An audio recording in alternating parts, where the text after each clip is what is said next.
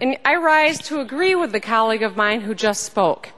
I absolutely agree with you, Senator. We should take some action to make sure that these troopers do not get laid off.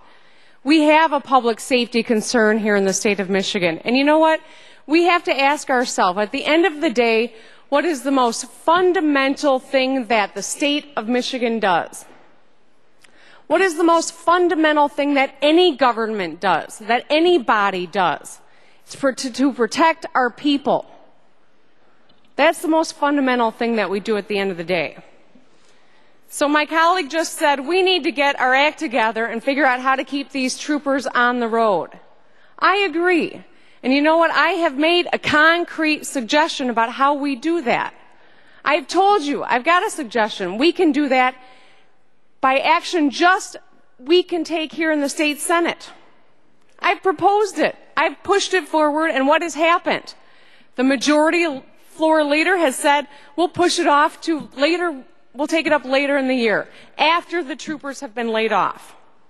Just like on the drug immunity issue. Just like on a number of issues that are before the Senate that we have not addressed yet. We can't afford to let the troopers be laid off. I absolutely agree with that sentiment. So how do we go about paying for them? What do you propose, Senator Whitmer? I'm sure you're asking yourselves. Well, I propose that we level out the office allotments between Republicans and Democrats. As you are aware, the spoils of being in the majority have given you $3 million more than what the Democrats are allotted, even though we serve the same number of constituents. $3 million. So if you tightened your belts and served your constituents on the same tight budget that we serve our constituents, we could take those dollars and save the troopers. Keep the troopers on the roads and level the playing field here. And let's put it all online and make sure that people know how we're spending their tax dollars. It's equitable, it's transparent, and it keeps the troopers on the road. So what can we do? Well, let's discharge Senate Resolution 51, and let's pass it immediately. And the beauty of this plan is we don't have to wait for the House to act. We don't have to wait for the executive office to sign legislation. We can take this action unilaterally and ensure that these 100 troopers are not cut, that public safety is secure.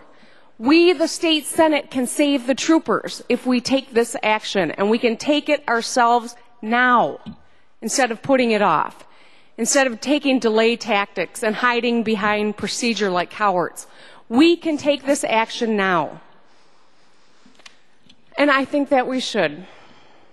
And I'm going to say this every day, and you might get sick of it. You can say all you want, but I'm going to continue this fight because it's the right thing to do, and it is about public safety, and you're absolutely right.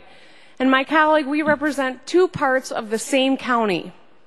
And the disparity in how our constituents are served based on whether you have an R in front of your district or a D in front of your district is unconscionable. And we have an opportunity to do some good in the process of leveling that playing field. And I ask that we take this action before these troopers are laid off in the name of public safety. And I ask that my remarks be printed in the Journal. Thank you, Mr. President.